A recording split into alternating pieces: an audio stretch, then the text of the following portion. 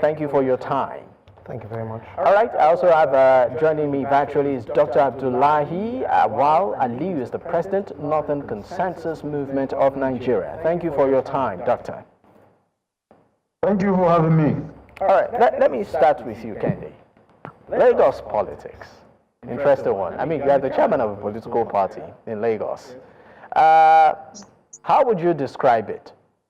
Well, if we look at the beginning of politics in Lagos, from the migration of the Aworis to Lagos, from the Benin Empire handling Lagos, and it is the center of excellence. Lagos was at the forefront of our independence drive. So it has always been political. It's the economic hub of the nation as it is. Politics in Lagos has come so far. So when we're talking about politics now today, I always say people are not getting that much involved in politics in Lagos. Maybe I should just put it to you this way. Yeah. As the chairman of an opposition party in Lagos State, are you finding it easy? Not really, but I mean, nothing comes easy. You know, nothing comes easy. What opposition parties have to do is to go down deep into the grassroots. I keep telling people, politics is not a dirty game. It's people that play politics that are dirty. Politics is a game of wits, strategy, and sharing a vision. If you can do it properly, well, you can win anything as an opposition. But what you have to do is to go down to the nitty-gritty and touch the lives of people. The political elites have weaponized poverty. And because they've weaponized poverty, we are in the state where we do not have a choice. But like I tell people, money, cash, we might look at this as a big thing, but it never beats human capital. Human capital is much more important than that man that has cash. Is it? Human capital is much more important than that man that has money. But they'll say Nigeria's, I mean, for those that would, you know, have observed the political landscape, they'll say the political process is heavily monetized. Yes, you can say it's heavily monetized, but do you have the numbers? Do you have the people as an opposition? Statistically, there is no political party in Nigeria that has 1 million registered members. Not even the ruling party. No, they have at least 1 million registered members that are key in that party. And it's a country of 200. No political party. It's a country of 250 million people. And no political party can boast of 1 million registered members. You can say, okay, they have their voters card, but the registered members involved in politics, not one has 1 million.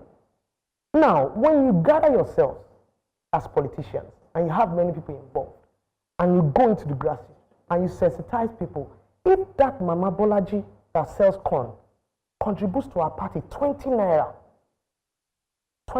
if there are 600,000 Mama Bolaji, that party will be funded.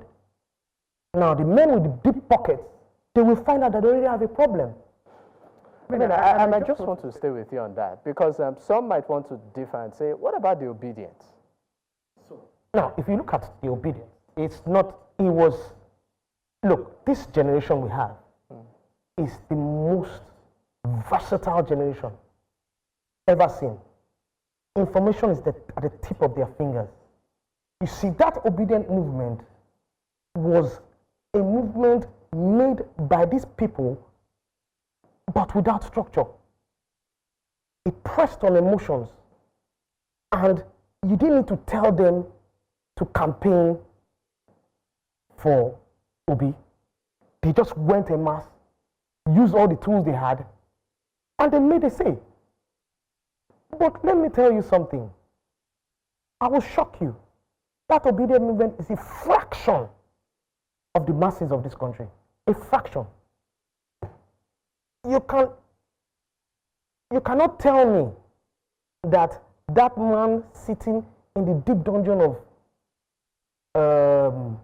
Mushin that does not have an Android phone, that was not able to see that movement, you can't tell me he would have been bothered about Obi. You can't tell me he would have been bothered about Obi. So, like my party says, let the masses lead. The masses, the people, have been untapped. Absolutely untapped. Do you think that Lagos State is a one-party state? I keep saying these things that you cannot say Lagos is a one-party state. What has opposition done? Because it appears, I mean, for some that are observing it, they'll say, you know what, for the past 20-something years, it's been the same political party, the same trajectory. Yes. You know, once there's an election declared in Lagos, you even hear some people say, oh, we already know, you know, the leaning. So, and, you know, there's this, what I call it, street parlors. They'll say, Baba, a certain Baba Sokwe phrase. So, looking at all of this, is Lagos a one? It's not a one-party state. Okay. You cannot say it's a one-party state. You cannot tell me that in the last elections, some other parties didn't win some spots. They won some spots. Lagos cannot be called a one-party state. Opposition has to do more. Opposition has to mobilize more. They have to come out, talk to individual citizens. Look, there's different social stratas in this country. I was explaining to someone, every estate you have a service estate. So you have Magodo, you have Shangisha, you have Omole, you have Olowora. If you can synergize with those people, and go and touch the grassroots and mobilize, you can't just sit down and say opposition and just wait for when election is coming and just go out, put banners up and down, put posters and say the people's choice. Which people? Do you know the people? They just come out and put their people's choice. Do you know the people? And eventually they do not win. Because they have not gone down to know the people. All right, let me leave you for a moment, Kehinde. We need to go on a quick break. When we return, we'll be expanding the scope of the conversation, you know, from a national perspective also, looking at how the political dynamics is unfolding on a national scale, and some reactions are from stakeholders. Stay with us.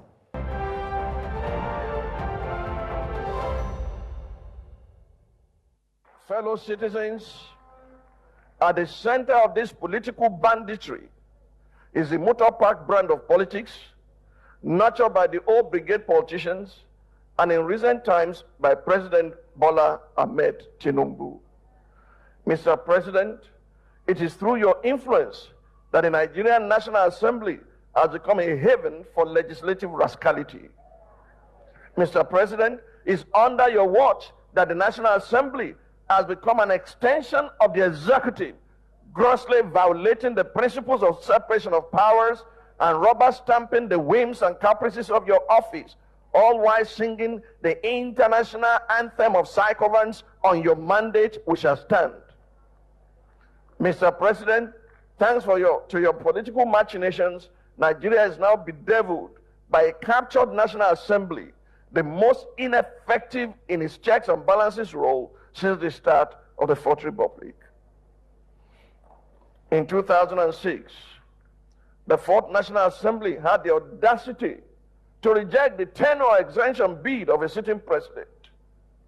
In 2010, the Sixth National Assembly summoned the courage to stand against the power hijacking cabal and restore Nigeria to the path of constitutionality by invoking the doctrine of necessity. In 2011, the House of Representatives of the Seventh National Assembly had the courage to elect its leaders, as did the Senate of the Eighth National Assembly in 2015, defying executive interference. This National Assembly, the 10th, has by its unconstitutional endorsement of the President's abuse of powers proven to be the most spineless in our recent history.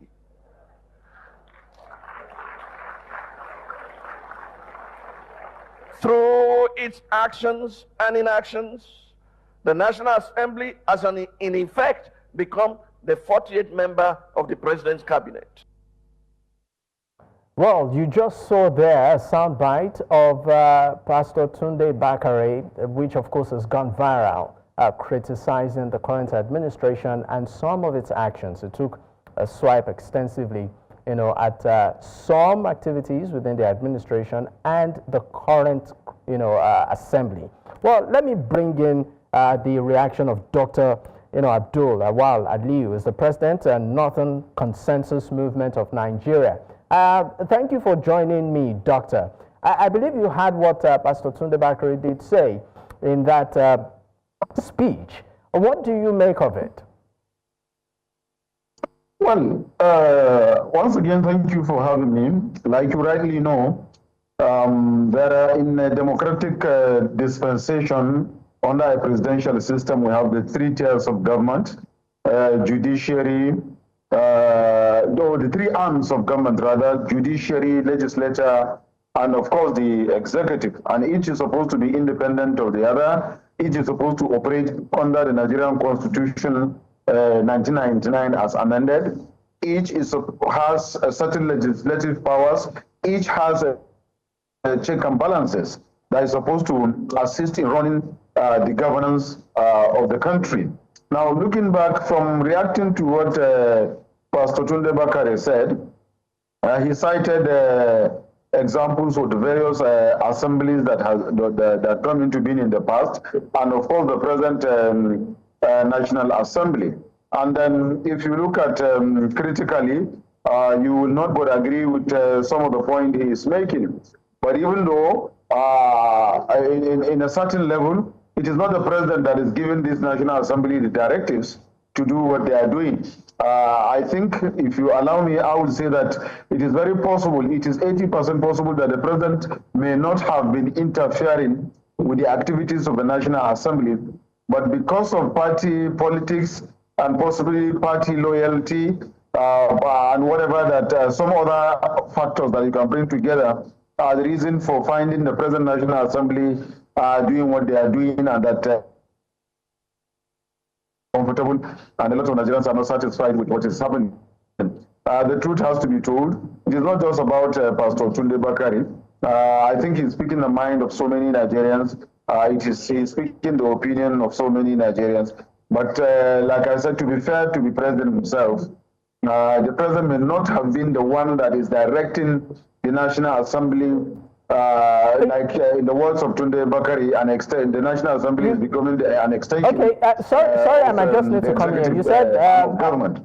You said, to be fair to the president might not be the one that is directing the National Assembly. But I mean, what he tried to infer in that speech is that it appears like the National Assembly has become an extension of the executive arm, because it appears like anything that comes before their table, they just seem to give it a pass and not entirely vet, unlike what Nigerians might have observed in previous assemblies. So do you think there's substance to that? Do we have a rubber stamp assembly? Well, this is why I said in my opening that Tunde Bakare speaks the opinion and the mind of so many Nigerians. And when I say he speaks the opinion and the mind of so many Nigerians, it means that just like you rightly put, a lot of Nigerians are not getting what they expect from the present National Assembly based on what is going on right now. But like I said, I'm going to repeat again, the president may not be the one giving the instruction to the National Assembly in doing whatever the National Assembly is doing. It may be out of party politics or party loyalty, because like you know, the APC have the majority of members of the National Assembly, both the 2 red and the green chambers. The APC have the majority, and then in playing party politics, they may, in that angle, be playing along the line, possibly the thinking or trying to please the president and the presidency. Therefore, they do whatever they think that will please the president or that will please the presidency, so to say, in quote. So you see, that's why I said, to be fair to the president, he may not be the one giving the directives to the National Assembly. He may most likely not even interfere with the activities of the National Assembly, but they are operating independent of themselves, but then out of loyalty, party loyalty, or loyalty to the government and to the president, most especially the leadership. Possibly that was why we are where we are, and that was why Pastor Tunde Bakare had to say what he said. And like I said, he's speaking the mind and the opinions of so many Nigerians, which is not all right, out of Dr. context. Aliyu. But be that as it may, Dr. Aliyu, I might just need to interrupt you. It is only right and fair that the National Assembly are representative of the Nigerian people. The National Assembly are elected. All right, Dr. Aliyu, thank you so much. I might just need to interrupt your line of thought, sorry, because we are really trying to manage time and bring the conversation to the studio. Kehinde, you heard what Pastor Tunde Bakare did say. Yeah. He took a swipe at the president, took a swipe at the current crop of the National Assembly right now. Is there substance to what he said? So, Pastor Tunde Bakare is not saying, just like Dr. Akim said, he's not saying anything new. Everybody knows this. But I'll put it to him. He said Tinubu is playing God. What is one of the major characteristics of God? He's a creator. He creates. Tinubu has successfully created almost 80% of people in politics today. He has control over almost 80% of them. What do you expect? Now we look at Pastor Tunde Bakare, and he's also in the APC. He wields so much power as a pastor with congregations. But I will ask him a question. When he ran for APC presidential primaries, he didn't get a single vote. I will also put the question to him. How many of his members are card-carrying members of a party? Of even the party that he's in? How many of them are actively into politics?